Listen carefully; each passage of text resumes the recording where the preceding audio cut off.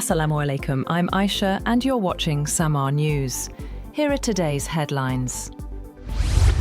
US President Donald Trump has endorsed former New York Governor Andrew Cuomo for mayor of New York City and threatened to hold back federal funds to the city if Democratic candidate Zohran Mamdani wins the mayoral election on Tuesday. Trump has injected himself further into the race by crossing party lines to support Cuomo over Mamdani, and the Republican candidate Curtis Sliwa, who trails badly in public opinion polls in the heavily Democratic city.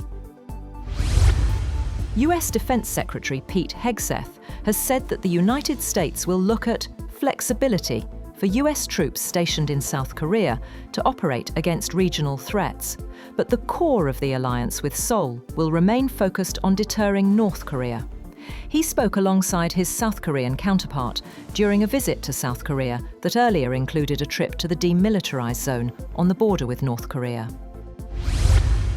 Peru has decided to break off diplomatic relations with Mexico after Peru's former Prime Minister holed up in the Mexican embassy in the country to request asylum. The Andean nation's foreign minister has told journalists that Peruvian officials learned earlier in the day that former Prime Minister Betsy Chavez, who served under President Pedro Castillo, had fled to the embassy.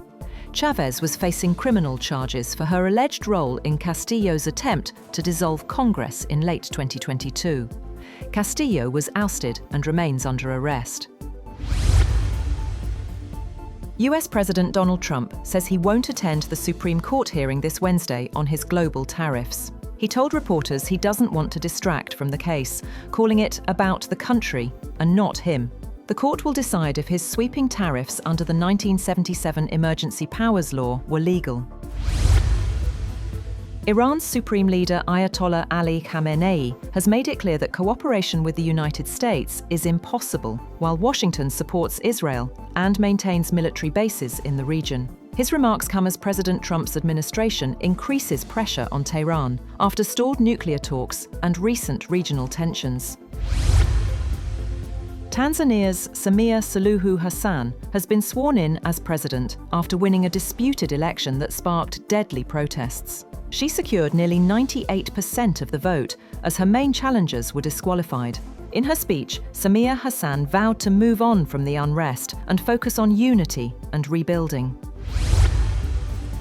Russia says its troops have moved deeper into the Ukrainian city of Pokrovsk, a key transport hub in Donetsk. Moscow claims that fighting is raging near the railway station, while Ukraine says its forces are holding their ground and have stopped an attempt to cut off a key supply line. 3 Palestinians, including a woman, were killed in Israeli fire north of Rafah, testing the fragile US-backed ceasefire. Residents say Israeli forces are still demolishing homes in Rafah, Khan Yunis, and Gaza City. Meanwhile, Gaza's health ministry has reported 239 deaths since the truce began, while Israel has returned 45 Palestinian bodies.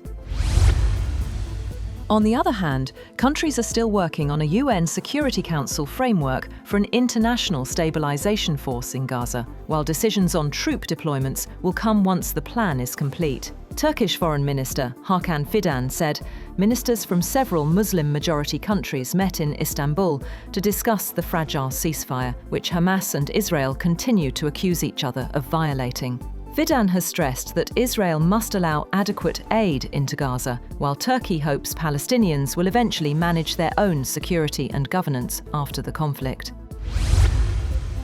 And Israeli researchers say they have identified 5 million of the more than 6 million Jews killed in the Holocaust. World Holocaust Remembrance Center Yad Vashem says that artificial intelligence could help recover another 250,000 names from extensive historical records. The milestone highlights 7 decades of work to restore the identities of those murdered by the Nazis, ensuring their lives are remembered and commemorated through Yad Vashem's online database.